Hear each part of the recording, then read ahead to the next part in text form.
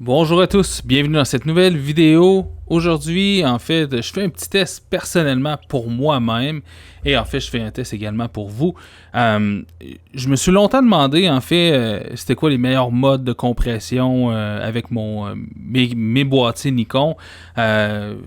J'ai toujours eu tendance à choisir soit de ne pas compresser ou de compresser sans perte avec le maximum de bits disponibles pour avoir le maximum de qualité possible. Et en fait, je faisais ça par défaut parce que je me dis, bon, le plus d'informations qui est enregistrée, le moins c'est compressé, le mieux c'est. Mais est-ce que c'est vraiment le cas? Parce qu'en fait, ce qu'il faut savoir, c'est que plus on va compresser et moins il va y avoir de bits d'informations dans notre fichier, plus notre fichier va être petit. Donc, forcément, ça prend moins de place sur la carte mémoire, ça va augmenter la qualité de la mise en mémoire tampon, en fait, la quantité d'images qui peut être pris dans la mise en mémoire tampon, alias le buffer, et également, ça peut des fois même augmenter la qualité de la rafale, donc avoir plus d'images par seconde qui sont prises par le boîtier. Donc, l'impact n'est pas négligeable.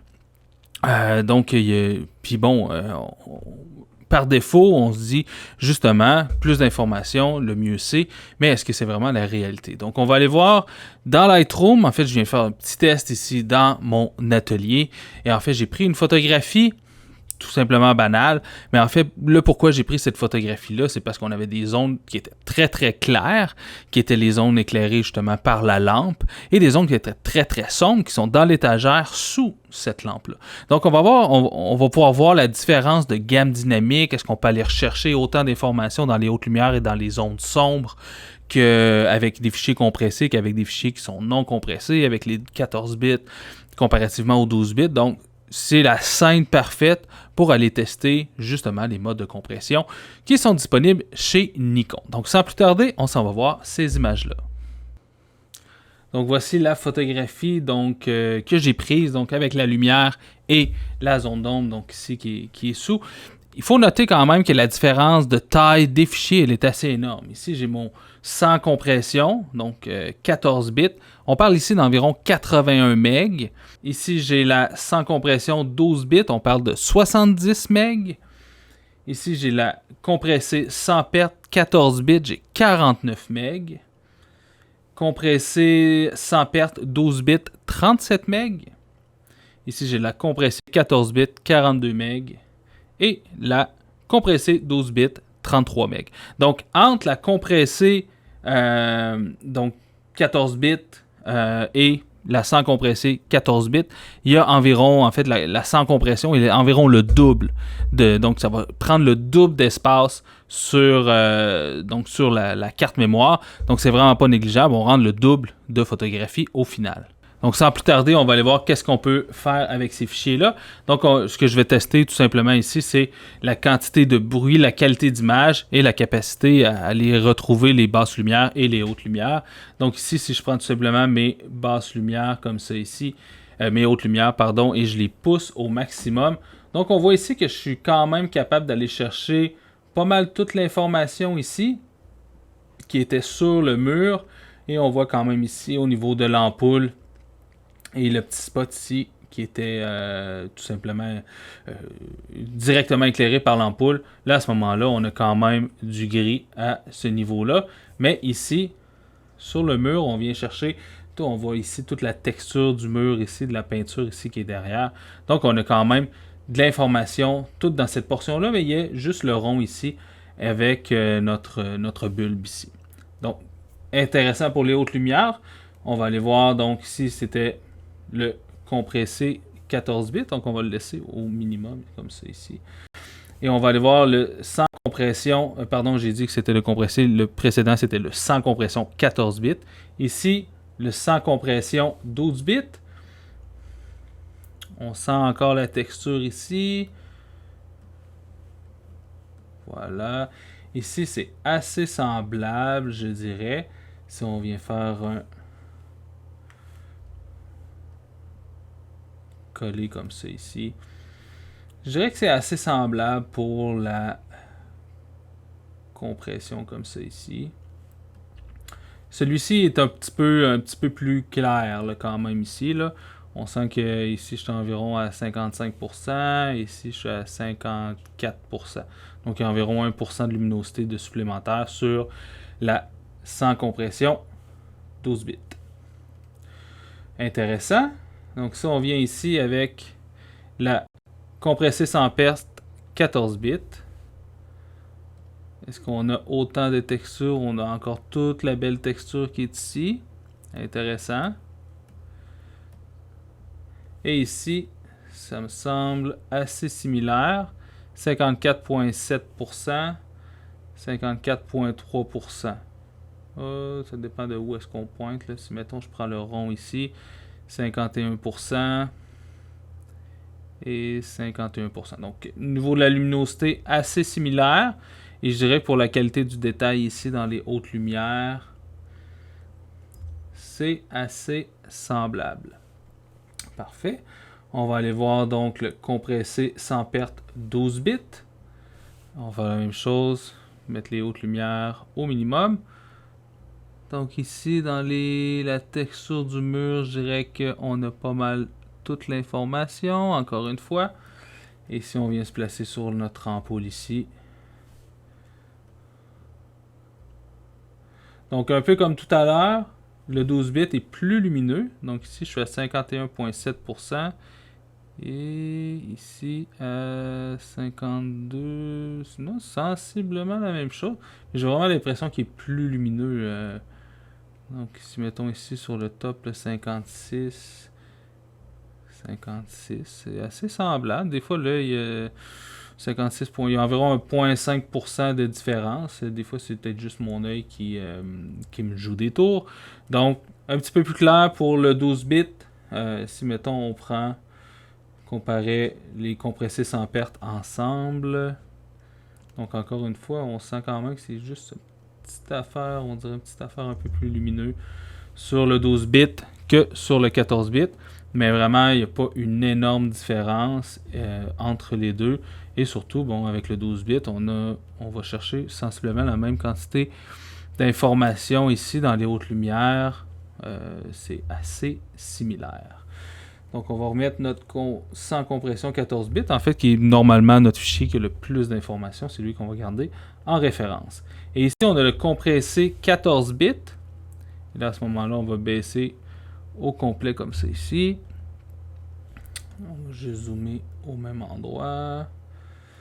Donc, c'est sensiblement la même chose. Ça se ressemble encore beaucoup, vraiment beaucoup. Intéressant. Pour les hautes lumières, ça semble assez pareil. On va aller zoomer dans cette portion-là ici. Pas mal la même luminosité, 51,52%, 53% ici, tout dépendant de où est-ce qu'on se situe. Et ici, 53, 55, on est pas mal dans les mêmes valeurs. Assez similaires ici au niveau de l'exposition. Et au niveau de la quantité d'informations qui a été retenue, c'est sensiblement la même chose. Et si on prend le compressé 12 bits et qu'on baisse les hautes lumières comme ça ici. Ici, c'est sensiblement la même quantité d'informations. Donc, on va juste rezoomer ici une petite affaire. Encore une fois, celui-là ici, j'ai l'impression que c'est un petit peu plus lumineux que celui à gauche. Et on va venir ici, donc c'est sensiblement la même. Ici quand même, j'ai peut-être l'impression qu'au niveau du pourtour là, de cette zone-là, c'est drôle parce qu'on dirait que c'est un peu plus crisp. Et j'ai l'impression qu'il y a plus de zones où en fait on perd un peu d'informations, mais c'est vraiment pas énorme. Donc intéressant. Donc pour les hautes lumières, je dirais que c'est assez semblable d'un à l'autre. Je pense que ce qui va être vraiment intéressant aussi maintenant, c'est d'aller voir au niveau des basses lumières. Donc on va booster, je vais me mettre sur celui-là ici. Donc on va booster les zones d'ombre et booster également l'exposition comme ça ici. Et on va aller voir dans le détail comme ça. Donc ici, j'ai ma référence, donc va être le sans compression 14 bits. Et donc voilà, donc mettons, on va se mettre un 3 stops ici pour que ce soit égal sur chacun. Donc on va commencer avec le 12 bits. Donc on va monter les ombres au max et 3 stops de compensation. Bon, ici on sent quand même le rouge ici beaucoup plus profond, je dirais que celui ici. Donc peut-être justement le fait qu'il y ait plus, même ici dans les noirs, ici entre autres. Donc ici il y a une petite différence justement au niveau de la compression. On voit ici là, dans les, il y a l'espèce de vert en fait qui apparaît ici dans le bras de l'étagère. Et donc ici la qualité disons est assez affecté, là, je le sens ici là, quand même. L'introduction de certaines couleurs, comme c'est ici. Là, on va le voir, peut-être mieux le voir ici. La qualité du grain est vraiment pas la même. Là, ici, on est vraiment dans les extrêmes, bien évidemment, si on fait un petit test. Globalement, une petite teinte un peu plus magenta sur celle-ci, comparativement à mon référent ici. On a la même white balance ici.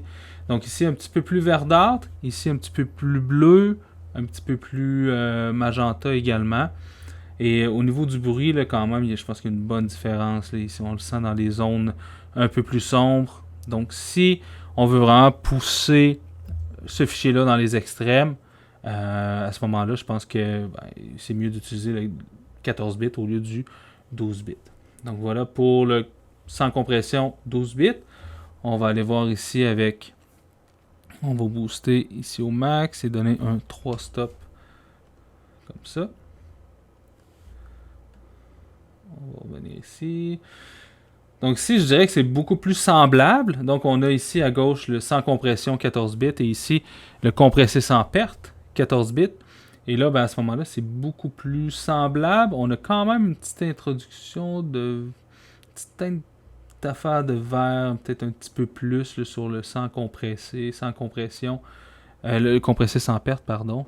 Mais c'est assez semblable. Le bruit, sensiblement la même chose. Le rendu des couleurs est assez semblable. Tantôt, on avait le rouge qui était beaucoup plus profond ici, tandis qu'ici, présentement, on est pas mal dans deux égales. Assez intéressant. Donc, à première vue, je dirais quand même que le compressé sans perte et le sans compression sont assez similaires. Donc on voit quand même, celle-là ici, elle est sensiblement juste un petit peu plus lumineuse, j'ai l'impression. Intéressant. Donc on va aller ici vers le compressé sans perte 12 bits.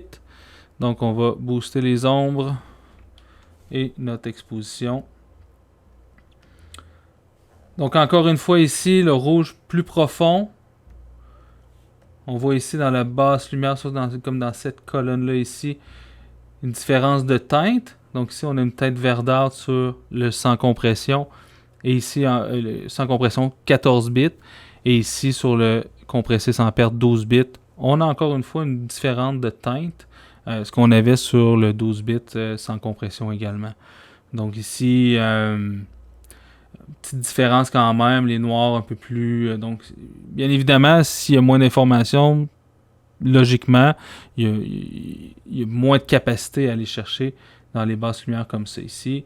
Au niveau du rendu des couleurs, plus profond au niveau du rouge, peut-être un petit peu plus saturé justement.